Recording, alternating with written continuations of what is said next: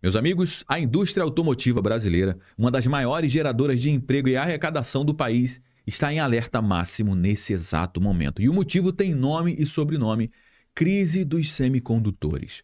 A Associação Nacional dos Fabricantes de Veículos Automotores, a Anfávia, acaba de emitir um alerta grave de que a falta crítica de chips pode simplesmente paralisar completamente a produção de veículos no Brasil já nas próximas semanas, e as montadoras estão desesperadas. E para você entender melhor, cada carro moderno precisa entre 1.000 a 3.000 semicondutores para sair da linha de montagem, e sem esses componentes, a engrenagem simplesmente trava. É como você tentar montar um computador sem o processador. Não existe essa possibilidade. Por quê? Porque o sistema não funciona. E o que está por trás dessa escassez de semicondutores no mundo inteiro é uma estratégia clássica de guerra industrial chamada Refusal to Deal, que é quando uma indústria se recusa a vender um insumo estratégico para um concorrente, prejudicando a capacidade de competição daquele mercado. E você consegue imaginar quem é que está por trás disso? Tenta adivinhar. Vai lá.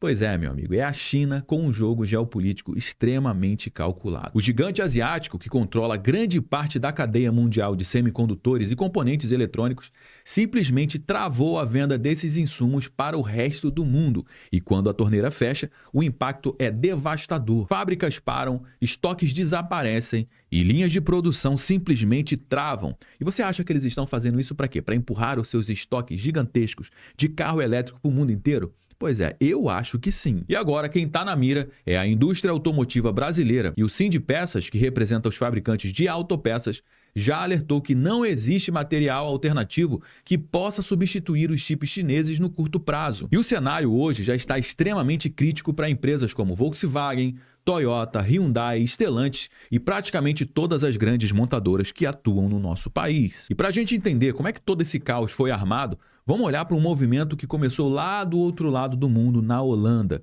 No dia 12 de outubro de 2025, o governo da Holanda aplicou uma antiga lei de emergência da Guerra Fria para tomar o controle de uma empresa chamada Nexperia, uma fabricante de semicondutores holandesa, porém controlada por um grupo chinês. Oficialmente, a justificativa do governo holandês foi de risco de vazamento de tecnologia estratégica para a China, ou seja, espionagem industrial clássica. Isso foi um golpe, obviamente, e a resposta veio imediatamente de Pequim: restrições severas às exportações de componentes eletrônicos. E a partir daí começou o efeito cascata. Montadoras europeias começaram a sentir os impactos dessa escassez e o Brasil também entrou na fila do prejuízo. Só que tem um detalhe extremamente importante. A China, ela está sendo a maior beneficiada dessa crise toda, porque enquanto os países como o Brasil dependem de chips para montar os seus carros, a China fabrica carros inteiros, completos com chips, motores e baterias produzidos lá dentro, com pesados subsídios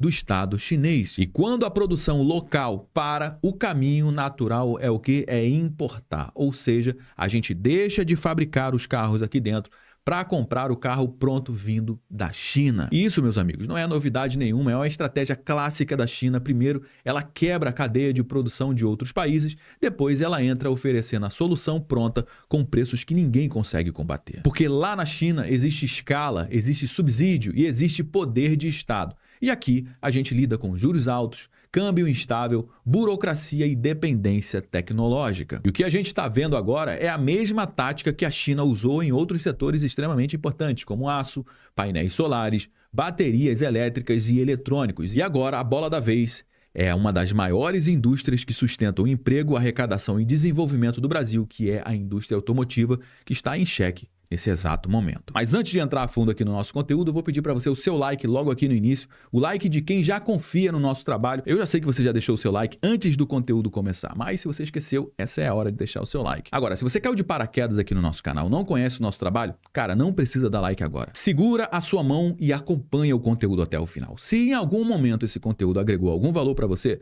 aí sim faz todo sentido você deixar o seu like. Aproveite para se inscrever aqui no nosso canal também e ativar o sininho para você ficar por dentro de tudo que acontece na economia do nosso país. Muito bem, meus amigos, não é de hoje que as montadoras que atuam no nosso país estão passando por problemas. Na realidade, o ambiente de negócios no Brasil está extremamente complicado, principalmente pelo custo Brasil, né? Você vai comprar um carro de 100 mil, você vai pagar aí quase 50 mil somente de imposto, o que é um absurdo. E não bastasse tudo isso, ainda tem o problema da China, a parceria do Lula com Xi Jinping, o Brasil com a China, com incentivos fiscais para os carros montados chineses, os carros que são produzidos lá na China. O governo brasileiro está dando subsídios, está dando desconto de imposto para esses carros. Por isso que a gente está vendo essa inundação de carro elétrico aqui no Brasil. E isso tem prejudicado as montadoras que atuam no nosso país, as montadoras que geram emprego aqui dentro, que investem em tecnologia, que investem em educação. E existe toda uma cadeia de serviços e produtos em volta da indústria automotiva que está sendo prejudicada aqui no nosso país. A gente trouxe um conteúdo recentemente aqui sobre as montadoras, né, que enviaram uma carta-bomba para o Lula, como essa matéria que saiu aqui no Valor Econômico. Montadoras avisam Lula em carta que podem fazer demissões em massa devido a incentivo a veículos elétricos da China. E você pode pensar, não, José, mas os carros elétricos são os carros do futuro. Cara, tá tudo certo, a gente entende perfeitamente isso. Mas o problema é que esse modelo acaba beneficiando a China, a tecnologia na China, o desenvolvimento de emprego na China, prejudicando a nossa indústria nacional, o que não faz o menor sentido. Na visão dessas montadoras que atuam aqui no Brasil, que geram emprego aqui dentro,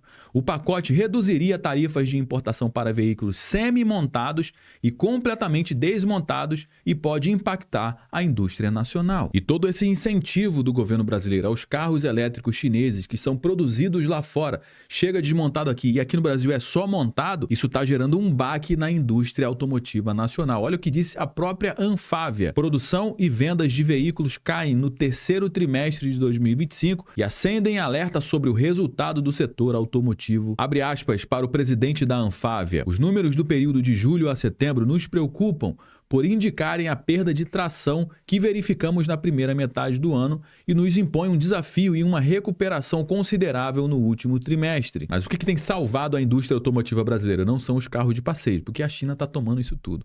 O segmento com o melhor resultado de produção do ano é o de ônibus, com um crescimento de 13,4% ante ao mesmo período de 2024, contrastando com a queda de 3,9% dos caminhões. E olha só o tamanho da queda do varejo de veículos nacionais. Olha, o varejo de veículos nacionais teve uma retração, uma queda de 8,1% no acumulado do ano. E só não foi pior por conta do programa Carro Sustentável. Ou seja, problemão para a indústria automotiva e não bastasse tudo isso, ainda tem um problema dos chips. Você está vendo um carro desse aqui, ó? Para montar um carro desse aqui, vai em média aí 1.000 a 3.000 chips semicondutores. E sabe quem é que controla a indústria de semicondutores no mundo inteiro? Justamente a China. E o que é que ela fez? Ela está restringindo, ela está segurando esse material, não está vendendo, não está exportando esse material. E a indústria automotiva brasileira está completamente desesperada. Olha essa matéria que acabou de sair aqui no Poder 360. Brasil corre o risco de paralisar a produção de veículos, diz a Anfávia. Segundo a associação, falta de chips causada por tensão entre Holanda e China afeta a indústria internacional e ameaça chegar também aqui no Brasil, que já está com os estoques baixos de semicondutores. Olha só esse alerta gravíssimo da Anfávia. A Associação Nacional dos Fabricantes de Veículos Automotores, a Anfávia, afirmou que o setor automotivo brasileiro corre o risco de paralisar a produção nas próximas 3 semanas por causa da escassez global de semicondutores, que são chips usados em sistemas eletrônicos de veículos. Olha o que disse o presidente da Anfávia. Temos hoje entre 1.000 e 3.000 chips por automóvel. Qualquer problema no fornecimento dessas autopeças gera grande desordem. Já observamos aumento de preços entre 5% e 20% nos últimos meses, reflexo de uma oferta menor, e nas próximas 3 semanas, os efeitos podem ser sentidos por partes das montadoras brasileiras. Como eu já expliquei para você, né, qual é o motivo do impasse, a questão lá do governo da Holanda, que tomou o controle da fabricante Nexperia. E em resposta a isso, a China impôs restrições a exportações de componentes eletrônicos para o mundo inteiro. E essas restrições interromperam o fluxo global de suprimentos, afetando diretamente a indústria automotiva,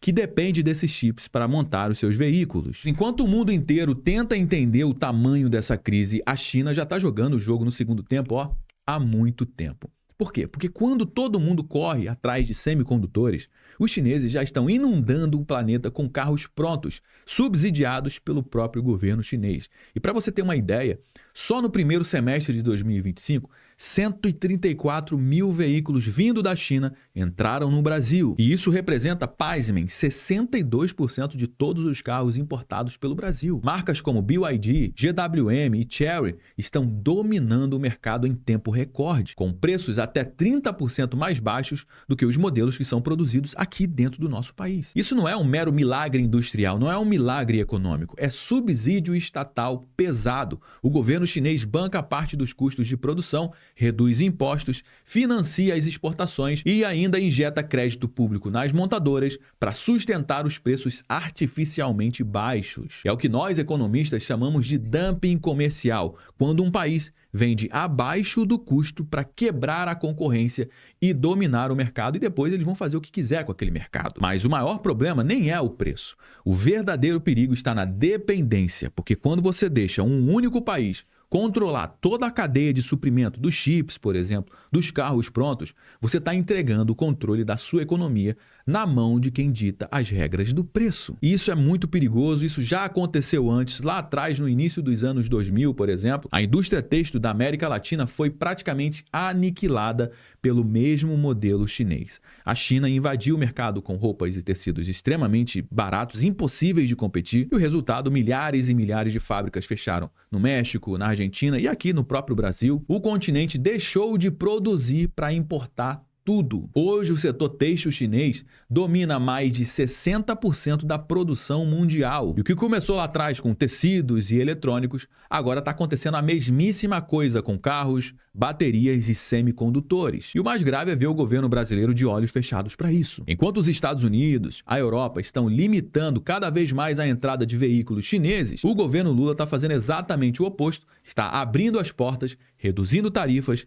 estimulando com acordos bilaterais e trata a China como se fosse uma parceira preferencial, mas isso não é parceria, isso é dependência disfarçada de amizade. Uma cegueira ideológica extremamente perigosa que confunde pragmatismo econômico com submissão geopolítica. E o governo brasileiro está entregando de bandeja a soberania industrial do nosso país, em troca de discursos sobre alianças estratégicas com o Pequim, só que na prática o que está acontecendo é simples demais. O Brasil está se tornando economicamente dependente da China, tanto nas importações quanto nas exportações. A gente exporta minério, soja e importa carros, baterias, painéis solares e equipamentos eletrônicos. Ou seja, a gente vende a matéria-prima e compra tecnologia de ponta. Esse é o pior modelo possível para um país que ainda sonha em ser uma potência mundial. Porque quando você perde a capacidade de produzir, meu amigo, você perde também a capacidade de decidir o seu futuro. E o que parece uma vantagem hoje com carros baratos, investimentos estrangeiros e acordos comerciais,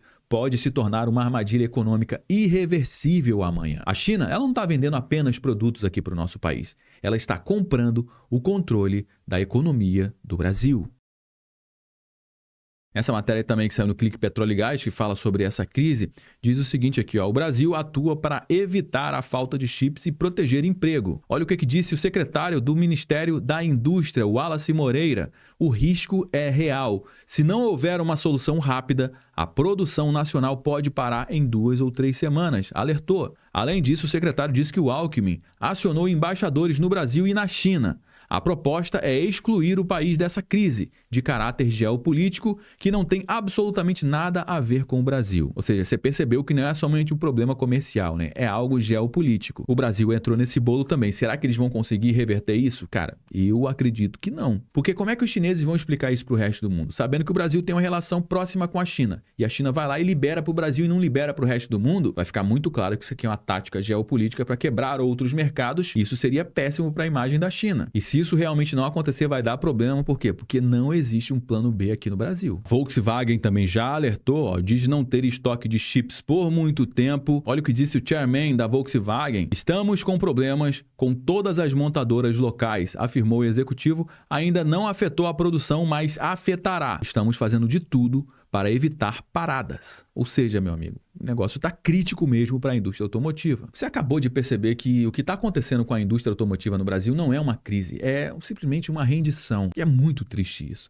A China, ela não precisou invadir absolutamente nada, ela não deu um único tiro. Ela somente esperou o Brasil abrir as portas, desligar as máquinas e chamar isso de cooperação. E enquanto o mundo entende que uma guerra dos semicondutores é a nova corrida pelo poder, o governo brasileiro segue ajoelhado diante de Pequim, tratando dependência como se fosse uma parceria. E o resultado está aí. A gente entregou a nossa indústria, a tecnologia e agora o próprio comando do futuro. Essa é uma cegueira ideológica do governo Lula, cara, que não tem preço. Quem vai pagar é o trabalhador que perde emprego, é o país que perde soberania e a geração que vai crescer num país, cara, que não fabrica mais absolutamente nada. E o Brasil, hein? Cadê o Brasil nessa história toda? O Brasil assiste tudo calado enquanto a China dirige o seu carro e a gente está aqui empurrando a nossa lata velha. Bom, meus amigos, já trouxe algumas informações aqui no nosso conteúdo de hoje. Todo mundo já sabe que o nosso bate-papo não finaliza quando o vídeo acaba. Na realidade, eu só dei o start, eu só trouxe alguns elementos. A gente vai dar prosseguimento à nossa conversa, como sempre, aqui no campo dos comentários.